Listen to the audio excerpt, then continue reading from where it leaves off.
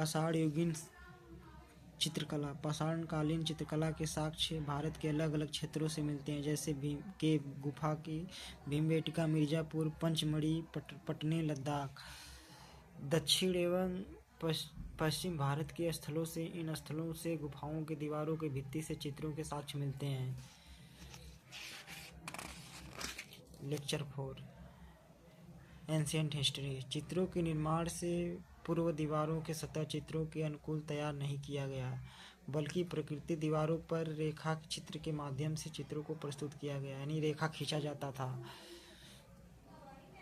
पाषाण युगीन कला के साक्ष्य ये चित्र के द्वारा देख सकते हैं। उच्च पुरा पाषाण काल से मिलने लगते हैं। मध्य पाषाण काल एवं नव पाषाण काल के साक्ष्य अत्यधिक प्राप्त होते हैं। चित्रों में अधिकांशतः लाल, सफ़ेद, हरा, पीला इत्यादि रंगों का उपयोग किया गया। इन रंगों को खनिज पदार्थों एवं पेड़ पौधों से प्राप्त किया जाता था। Natural colour. चित्र निर्माण के लिए संभवतः जानवरों के बालों एवं पेड़ों की टहनियों के रूप में ब्रश के तौर पर उपयोग किया जाता था। पहले ब्रश नहीं था, तो टहनियाँ किसी की काट के उसका ब्रश बना लेते थे। चित्रों से क्या क्या मिलता है? मध्य पाषाण काल एवं नव पाषाण काल चित्रों से एक महत्वपूर्ण विषय है शिकार योजना व तरीके से शिकार में उपयोग किए जाने वाले उपकरण, मतलब हथियार। विभिन्न जंगली जानवरों के प्रमाण मिलते हैं, यहाँ तक कि छोटे छोटे जीव जंतुओं के साक्ष्य मिलते हैं, जैसे मछली पकड़ने का दृश्य, चूहे का पकड़ने का दृश्य। चित्रों से पालतू पशुओं की जानकारी मिलती है। जो चित्र मिले हैं उनसे पालतू पशुओं की जानकारी मिलती है। इन पशुओं को भोजन देते दिखाया गया है। पारिवारिक जीवन, नृत्य मतलब नाचना इत्यादि की जानकारी चित्रों से मिलती है। यानी चित्र में दिखाया गया है कि यह नृत्य कर रहा, मतलब नाच रहा है। चित्र निर्माण के पीछे क्या सोच रही होगी, यह बताना मुश्किल है। इन संदर्भ में अलग अलग अनुमान व्यक्त किए जाते थे, जैसे मनोरंजन के उद्देश्य से था कि किसी उत्सव के दौरान चित्रों का निर्माण, या अगली पीढ़ी को प्रशिक्षित करने के उद्देश्य से चित्र से बनाए होंगे, यानी आगे की जो पीढ़ी है जान सके, इसलिए वो चित्र बनाते थे। पाषाण युगीन चित्र का कलात्मक महत्व है कि भारत में मानव की विकास यात्रा और उनके सामाजिक जीवन को समझने में अत्यधिक उपयोगी है। विभिन्न स्थलों से प्राप्त भौतिक साक्ष्यों चित्रों के आधार पर ही पाषाण युगीन इतिहास का पुनर्निर्माण किया गया। UPSC mains question level 1 level 2। भारतीय उपमहाद्वीप में नवपाषाणकालीन भौगोलिक वितरण एवं जीवन यापन के बारे में संक्षेप में बताएं।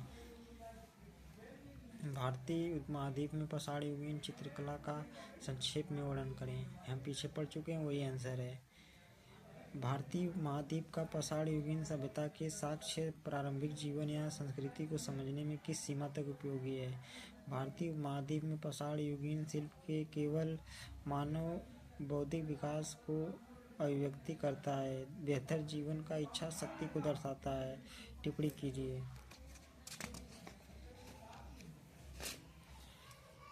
शिल्प हाथ से बने उपकरण,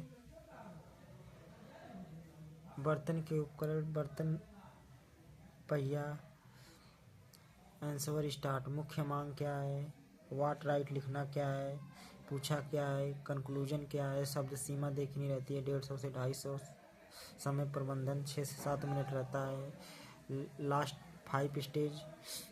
paragraph, point, map, current fair, यानी 5 चीज़ पहले देखते हैं। कोई क्वेश्चन पूछे पहले पैराग्राफ बनाएंगे, पॉइंट बनाएंगे, मैप बनाएंगे, जो करेंट की चीज़ें उसे डालेंगे।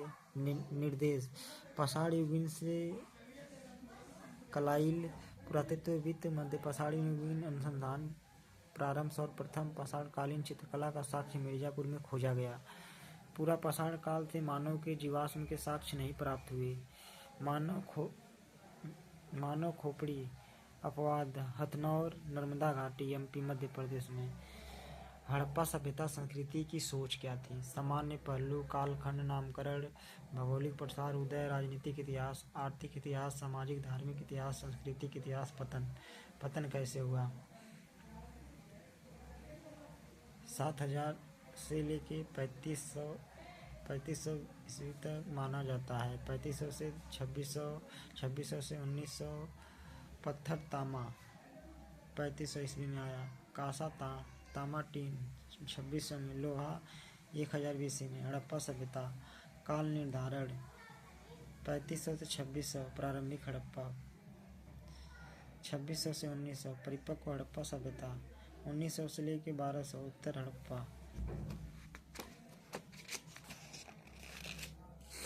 पुरातत्व विज्ञान में यह परंपरा है कि जिस स्थल से सर्वप्रथम किसी सभ्यता या संस्कृति की जानकारी मिलती है, उस स्थल के नाम से ही सभ्यता या संस्कृति को पहचाना जाता है। सर्वप्रथम 1921 में जॉन मार्शल, याद रखना है, 1921 में जॉन मार्शल के नेतृत्व में स्थल दयाराम साहनी दास बनर्जी के हड़प्पा नामक स्थल पर उत्खनन खुदवाया गया, प्रारंभ किया। इसी कारण से हड़प्पा सभ्यता को कहते हैं। तकनीक दृष्टि से नियमानुसार सबसे उपयुक्त नाम, हालांकि हड़प्पा सभ्यता को सिंधु घाटी सभ्यता भी कहते हैं। हड़प्पा सभ्यता का कहते हैं सिंधु घाटी सभ्यता भी कहते हैं, संधु सभ्यता के नाम से भी जाना जाता है।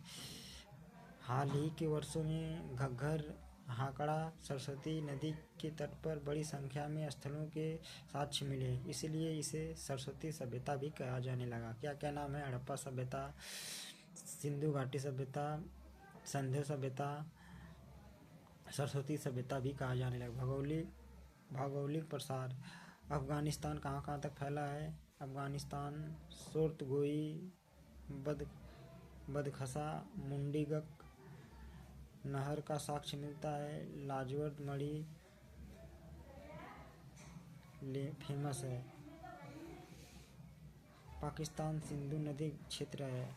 मोहनजोदड़ो, चौंदड़ो, अमीरी, पंजाब, हड़प्पा रावी नदी,